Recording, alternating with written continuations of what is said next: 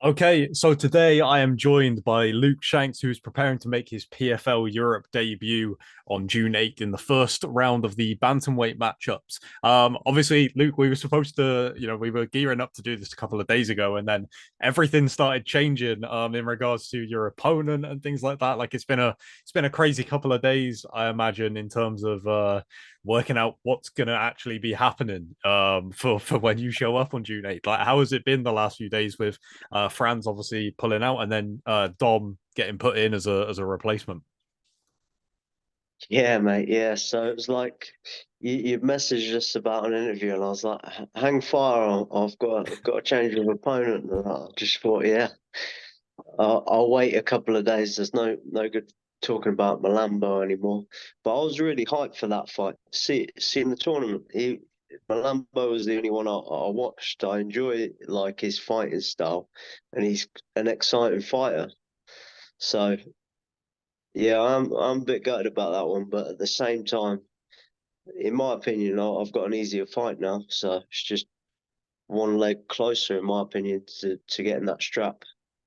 You mentioned then about the Franz fight being a big fight. It was definitely the one that I had circled out as the one to watch in this first round of matchups. I don't know if you've seen literally Franz put out a statement about half an hour maybe before we've jumped on to do this about why he couldn't make the fight and what it could mean and stuff like that. I don't know if you've seen any of this. No, obviously, Dylan Took, who's co-main event on this, he was obviously training over in Dublin, where he's from, with friends, and he said he was born there, so I don't know why he's had visa issues, but uh, don't make sense to me. But obviously, it must be a South African. I don't know if it's a work visa for the UK. You probably know more about it than me, but yeah, it's a shame, really.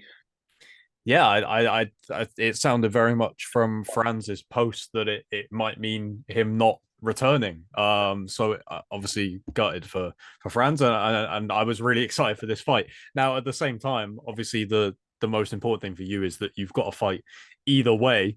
You mentioned a little bit then about the difference between fighting Franz versus taking on Don Wooden. How much has it changed your preparation? Because obviously we're not that far out from fight night now, and I think that there are maybe some similarities between Franz and Dom, but they are, very different in other ways too. Like, how much has it changed things for you?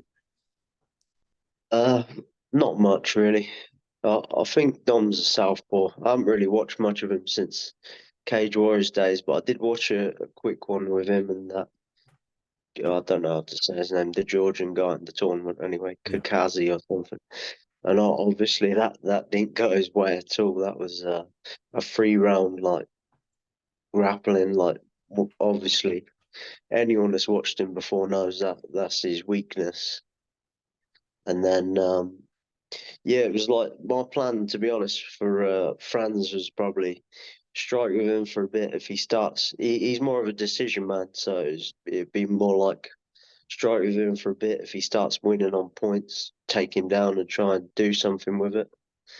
And yeah, it'll be pretty much the same plan for Dom as well. Although I've been on like exercise with the Paras in Estonia, but so I've been doing a lot of pad work. That's all I was really doing out there because there weren't no mats or anything like that. But I did get super fit, and then on top of that, I was practicing like that John Jones elbow, feinting a few takedowns, throwing that John Jones elbow, the rear back twisting elbow, and getting him. And then I've just realised I was watching Don Wooden's fight quickly, and I've seen that Kikazi guy actually got a point took off him because there's no elbows in PFL, so Of course, yeah. tournament thing. But it's like you can still knee him in the face. If you get a cut and then you got to fight in 10 weeks, like so be it. I think they should add elbows, but it is what it is. I think that pretty much everybody would agree with you. I understand why, like, that it can cause some issues, but as you said, if you can knee a guy in the head, that's going to open up the same kind of cut that an elbow is, and probably do more damage at the same time. Like, I think that if you asked most people, is there if there was one thing they would change about the PFL, it would probably be that. Like it's something that you have to factor into your preparations, right? Like you said, you've been practicing this elbow, and you're thinking, oh, I might get to show some new wrinkles in my game, and then suddenly, I guess I'll save it for the finals, or like you know. Yeah, that's it. Everything PFL is doing is like on par, if not better than the UFC, especially with this tournament. It's exciting. And then yeah, there's just that one rule in place that's a bit annoying, but to be honest, it's not like world ending. You just change your style around and the ground and pound's a little bit different and yeah, good to go. You mentioned briefly about how you were doing some of that training whilst you were out with the Paras, which is something I wanted to bring up. Of course, it's a huge part of your life alongside your MMA career. I assume that is the majority of the reason why we haven't seen you in a while. Is that true, or have there been efforts to try and come back sooner? Yeah, basically it was literally 48 hours after that Colin Lachlan fight. I joined the training there and then went through the training and I got injured my heel. It was like panzer fasciitis from running with the weights and the boots, and that put me out another 4 months. So I've been out for like, oh God knows, 15 months now maybe. So it's like it's a while, but yeah, I was like humming and hawing whether to go into this tournament. A bit worried about it, but see, since I've been back, um, I'm fitter and stronger than ever. I've actually put on a bit of muscle just from uh, moving from place to place with all weight every day. It's like I'm fit and strong, and I haven't lost no technique. I've been back in the gym, and I'm doing well, so I'm happy because only been back 2 days now, and I'm really happy with where I'm at. You say that That's that you started the program for like 2 days after fighting Kayla Lochran. yeah. It was like it weren't a COVID thing, I don't think, but there was like travel issues as well, and it was like. Oh no, that was it. I'd got drunk. That's the thing. My life weren't very organized before I got there. I got drunk after the fight, miss the plane in the morning, hungover, and then I had to get a train back to Edinburgh, get all my stuff to leave for there, and go back. So I hadn't actually slept for that 48 hours. And part of the Paris training is sleep deprivation. So when I got there without sleeping for 2 nights, I was thinking maybe the first night they'll give us a little bit of rest, but it was straight into it like uh, yeah, very limited sleep, and I was basically spaced out for a long while till they start giving you a little bit of sleep later on when you get a week off at certain points, but you're pretty much just catching up on sleep in them time. Yeah, you got an early start on the sleep deprivation. I don't. I can't imagine they gave you any bonus points for starting the homework early. Like, um, considering you said then about how you haven't obviously lost any skill, and in some ways it probably improved physically through doing things that you weren't necessarily doing when training for MMA. It's gonna make your body stronger in ways that MMA can't. Like what are some of the other things that you have to do as part of that training like regime for that? Well, all the guys there are super fit at the minute because I'm fresh there. You pass your like P company, pass all the tests, but to be honest, out of some of the guys there, I'm not even in the top half of the fitness level. They're just all super fit athletes, like, and yeah, maybe one day I'll get more on their level with the running and tabbing with all the weights and all that stuff. It's coming, like it gets better every month, I guess, but it is a struggle. It's hard, grueling work. But then, yeah, at the time, because you're doing it every single day when you're away doing your exercise training, it's like you don't. my recovery, your legs are dead. You don't know if you're fit or not. And then I came back and I feel like incredibly, insanely fit. And I was doing a bit of pads out there. When I was back, where we're based is in Colchester, and I was training at BKK as well. And yeah, with yeah, Arnold Allen was there, and then coaches Sean Carter and Jack Mason as well. So yeah, shout out to them because they helped me a lot, and they made me feel very welcome in their gym as well. So yeah, I've been getting the training in, so I haven't been away fully. I'm sure that you know you make some incredible bonds with people when you're going through that kind of thing with other people. Are there people that you've met through doing this that are going to be tuning in on June 8th to watch you compete in the first round? Yeah, definitely, man. And then yeah, I've always got like a connection more with the MMA guys, and a lot of guys there train MMA, jiu-jitsu. I've met quite a few down at BKK actually, and then yeah, you can normally spot the other powers a mile off when you're training. So I'll say you in, yeah, most of the time they are, and yeah, they're all in great shape. So What gives yeah, it I've got away? some friends for life there. What gives it away? Just The other paras that you're able to spot them, because I can imagine that being a thing you just know when you know. I don't know. I'm very not at the minute with this tash going, but I'm very like civilian looking. I joined at 27, but I don't know. You can just tell military guys the way they stand and hold themselves, etc. Yeah. Yeah, you can just spot them a mile off, really.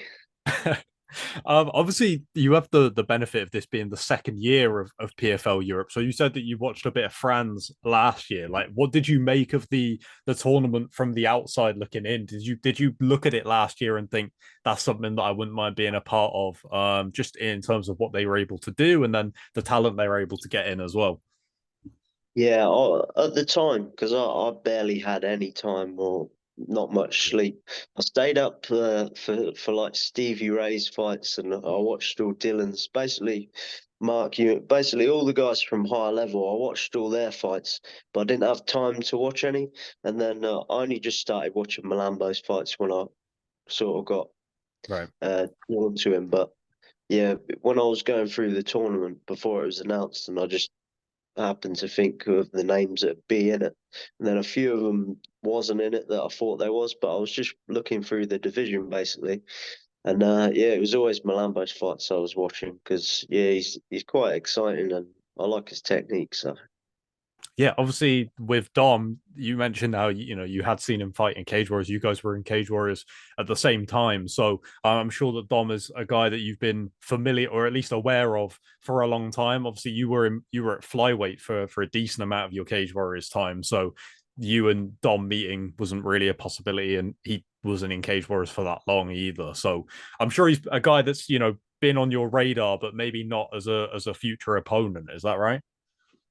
yeah, no, well, I'd called him out actually. I'd Oh, obviously got the belt and I called him out and tried to make it happen because I did want his belt, but he went for like other fights. I don't know if it was because they technically matched up with him better and he was avoiding me, or he just like turned his nose at me. But I just took it as he didn't want it, and there was easier fights out there for him.